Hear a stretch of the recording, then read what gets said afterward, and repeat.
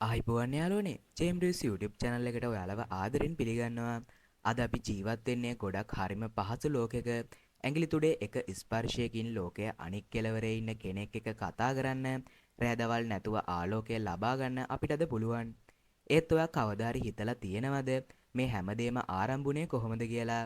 අද අපි James YouTube channel එකෙන් කතා කරන්නේ මිනිස් ඉතිහාසය සම්පූර්ණයෙන්ම වෙනස් කරපු ලෝකයේ අලුත් මාවතකට ගෙනියපු සුවිශේෂී සොයා ගැනීම් කිහිපයක් ගැනයි. වීඩියෝ එකට යන්න කලින් අපේ channel එක subscribe කරලා නැත්නම් අදම එකතු වෙන්න කියලා මතක් කරනවා. අපේ ලයිස්තුවේ පළවෙනි තැන ලැබෙන්නේ රෝදයට. ඔයා හිතන්නේ නැති රෝදය කියන්නේ සරල දෙයක් කියලා. ඒත් රෝදය හොයාගන්න කලින් මිනිසාට බරක් එක තැනකින් ඉඳන් තව තැනකට ගෙනියන්න කොච්චර අමාරු වෙන්නේ නැතිද? පුරාවිද්‍යාඥයන් කියන විදිහට රෝදය මුලින්ම හොයාගත්තේ ක්‍රිස්තුපූර්ව 3500 දී විතර මෙසොපොතේනියාවේදී. පුදුමේ කියන්නේ මුල්ම රෝදය හැදුවේ වාහනයකට නෙවෙයි මැටි බදුන් හදන කුඹල් චක්‍රයක් විදිහටයි. ඊට පස්සේ තමයි ඒක ප්‍රවාහනයට යොදාගත්තේ. රෝදය නැත්තම් අද අපිට කාර්, කෝච්චි, ගුවන් යානා කිසිම දෙයක් නැහැ. ඒ සරල රවුම් ලී කැබැල්ල තමයි මුළු ලෝකෙම වේගවත් කළේ. දෙවෙනි සොයා ගැනීම විදිහට අපි කතා කරන්නේ මුද්‍රණ යන්ත්‍රය ගැන. මුද්‍රණ යන්ත්‍රයත් එක්ක දැනුමේ විප්ලවයකුත් ඇති වුණා. දැනුම කියන්නේ බලය. ඒත් ඉස්සර දැනුම තිබ්බේ රජවරුන්ට සහ පූජකයන්ට විතරයි. මොකද පොත් ලියන්න උනේ අතින්. ඒ කාලේ පොතක් කියන්නේ රත්තරන් වගේ වටින දෙයක්. 1440 දී ජොහැන්ලස් ගුටෙන්බර්ග් මුද්‍රණ යන්ත්‍රය සොයාගත්තාම මේ හැමදේම වෙනස් වුණා. මිනිස්සුන්ට ලාභෙට පොත් ගන්න පුළුවන් වුණා. විද්‍යාව, ආගම සහ අධ්‍යාපනය ලෝකේ පුරාම පැතිරුණේ මේ නිසයි.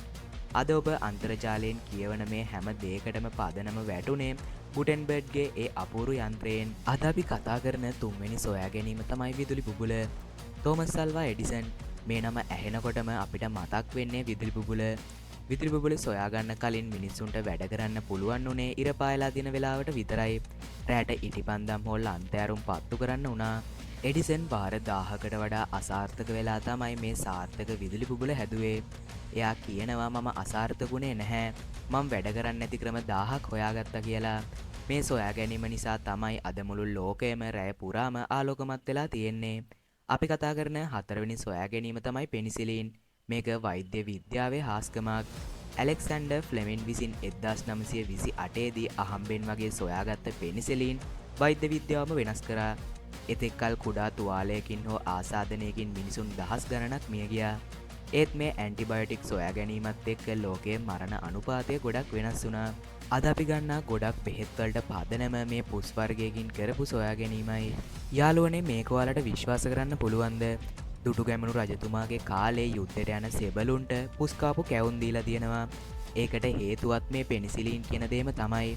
ඒ කියන්නේ ඒ කාලේ නමක් විදියට පෙනිසිලින් කියලා දෙයක් හොයාගෙන තිබෙන්නේ නැති වුණාට අපේ අතීත මුතුන් මිත්තන් මේ ක්‍රමය පාවිච්චි කරලා තියෙනවා.